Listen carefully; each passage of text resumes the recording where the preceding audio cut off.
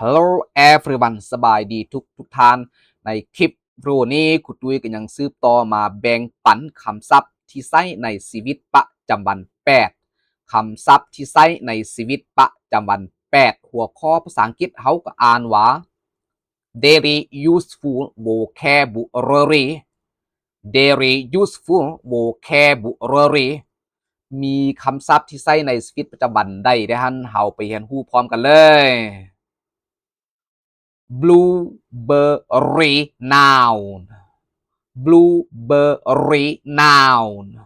ต้นไม้ชนิดหนึ่งมีมากเป็นเม็ดสีฟ้าแก่กินได้มาก Blueberry ต้นไม้ชนิดหนึ่งมีมาก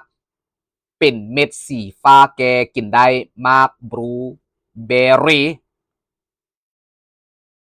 Flavor noun Flavor noun รสชาติ flavored verb ใส่รสชาติใส่เครื่องเทศหรือใส่เครื่องสูรสใส่รสชาติใส่เครื่องเทศหรือใส่เครื่องสูรส customer noun ลูกค้า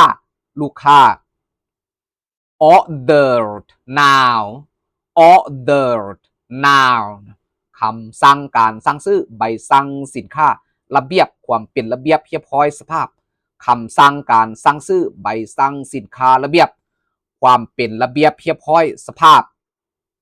ordered verb ออกคำสั่งสั่งบัญชาสั่งสินค้าจัดให้เป็นระเบียบสั่งเฮ็ดสั่งซื้อ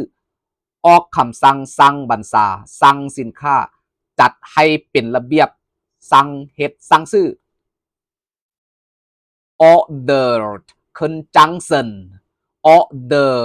conjunction เพื่อ take away noun ฮอกับบ้าน polite adjective สุภาพ friendly adjective เป็นมิตรสถานที่เงียบสะอาดและอยู่สบายท่านหมู่คู่มิตรภาพ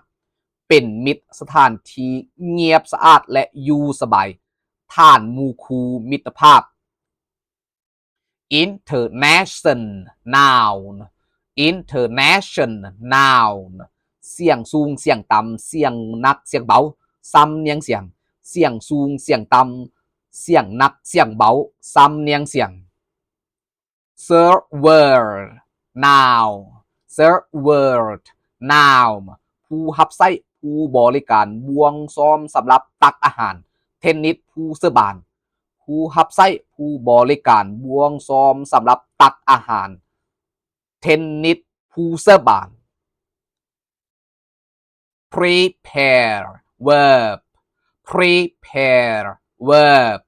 เตรียมกะเกียมจัดอาหารผสมยาส่งกาแฟเตรียมกะเกียมจัดอาหารผสมยาส่งกาแฟ conversation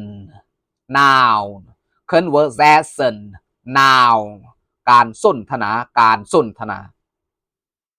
something noun บางสิ่งบางอย่าง anything noun อันใดก็ได้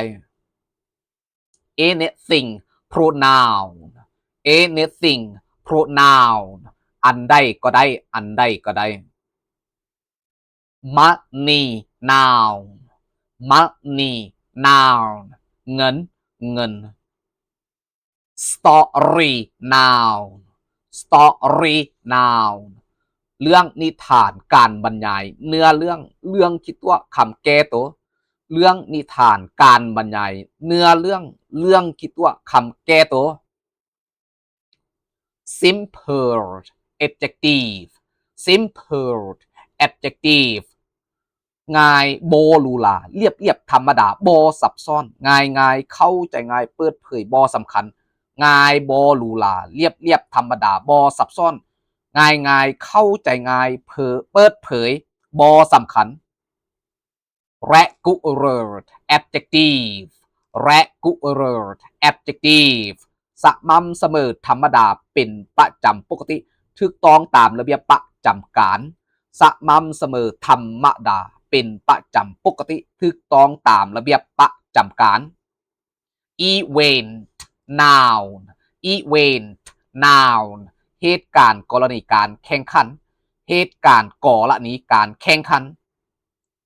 culture noun culture noun วัฒนธรรมอบรมการฝึกฝนการเลี้ยงม้อนการเพาะเสื้อพญาตวัฒนธรรมอบรมการฝึกฝนการเลี้ยงม้อนการเพาะเสื้อพญาตขอบใจหลายๆสำหรับทานที่กดไลค์กดแชร์กดกระดิ่งกด Subscribe ให้คุณด้วยในช่องทาง TikTok YouTube Facebook Page เพื่อเป็นกำลังใจให้ครูตุ้ยในการสร้างคลิปวิดีโอบุเทียนใหม่ๆออกมารับใส่ทานผู้เหียนขอบใจหลายๆเด้อ